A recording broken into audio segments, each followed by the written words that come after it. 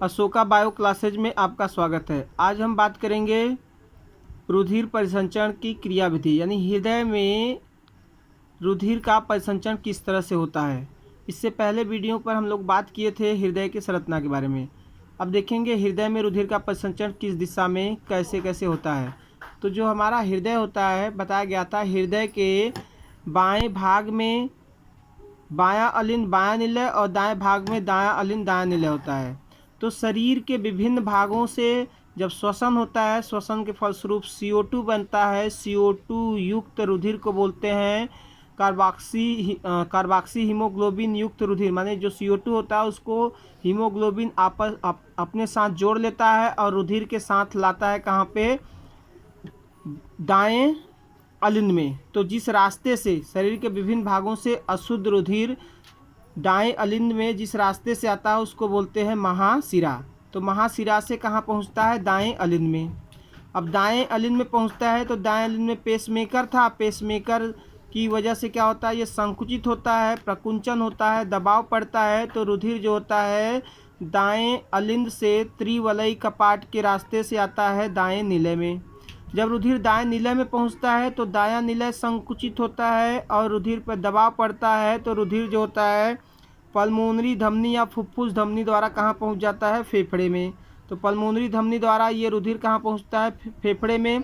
तो फेफड़े में से हम लोग CO2 क्या करते हैं? शरीर से बाहर निकाल देते हैं और फिर ऑक्सीजन जो लिए होते हैं, ऑक्सीजन वाला रुधिर जो होता है फिर पल्मोनरी यानी फुफ्फुस शिरा से आता है और कहाँ आता है?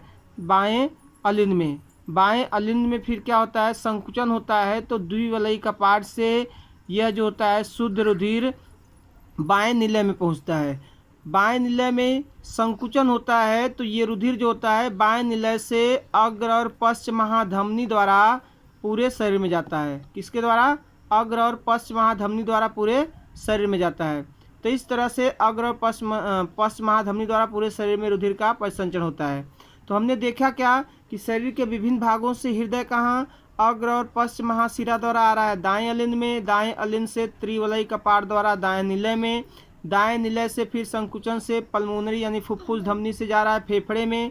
फेफड़े में CO2 को छोड़ रहा है, वहाँ से ऑक्सीजन लेता है। ऑक्सीजन वाले रुधिर को बोलते हैं शुद्ध रुधिर। अब शुद्ध रुधिर जो होता है पल्मोनरी शिरा से आता है, यानी फुफ्फुस शिरा से आता है। कहाँ? बाएं अलिंद में। बाएं अलिंद के संकुचन से द्विवलयी कपाट से बाएं निलय में। बाएं निलय के संकुचन से अग्र और पश्च महाधमनी द्वारा पूरे शरीर में, ये धमनी जो है इस धमनी से पूरे शरीर में जाता है। तो इस क्रिया को बोलते हैं रुधिर परिसंचरण। अब देखिए हृदय में जो होता है हमारे 4 चैम्बर है, 2 दाएं भाग की तरफ, 2 बाएं भाग की तरफ। तो अभी बात हुई कि शरीर से विभिन्न भाग से अशुद्ध रुधिर कहाँ?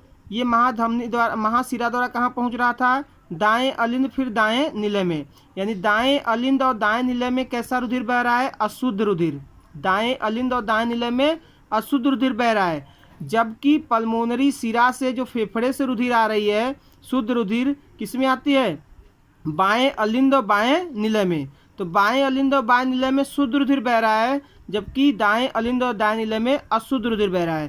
तो एक ही हृदय है लेकिन 2 तरह का रुधिर परिसंचित हो रहा है। एक तरफ अशुद्ध रुधिर, दाएं भाग में अशुद्ध रुधिर और बाएं भाग में शुद्ध रुधिर का परिसंचरण हो रहा है। तो एक ही रुधिर में एक ही हृदय में 2 तरह के रुधिर का परिसंचरण हो रहा है। अतः इस क्रिया को बोलते हैं दोहरा परिसंचरण। तो जिन जिन जंतुओं में हृदय में 4 कक्ष होते हैं, 4 चैम्बर होता है, उनमें होता है दोहरा परिसंचरण। जिनमें 3 चैम्बर होता है, जैसे कि आपके सरीसृप में घड़ियाल को छोड़ दिया जाए, घड़ियाल, मगरमच्छ और एलिगेटर, इन तीनों को छोड़ दें तो बाकी सब में कैसा होता है? हृदय में 3 कक्ष होता है। तो 3 कक्ष वाले में कैसा होगा? एकहरा परिसंचरण। और इसी तरह से मछलियों में या उभयचर में बात करेंगे तो उभयचर में भी कैसा होता है? एकहरा परिसंचरण। मछलियों में भी एकहरा परिसंचरण। जबकि पक्षी, स्तनधारी और घड़ियाल ये सब में कैसा होता है? दोहरा परिसंचरण होता है। इसके अलावा बात किया जाए खुला परिसंचरण और बंद परिसंचरण। तो खुला परिसंचरण तंत्र उसको बोलते हैं जिसमें क्या होगा? हृदय होगा लेकिन रुधिर बहने के लिए धमनी और शिराएं नहीं होती हैं, तो उनको बोलते हैं खुला परिसंचरण तंत्र। तो खुला परिसंचरण तंत्र जो होता है वो पाया जाता है किसमें?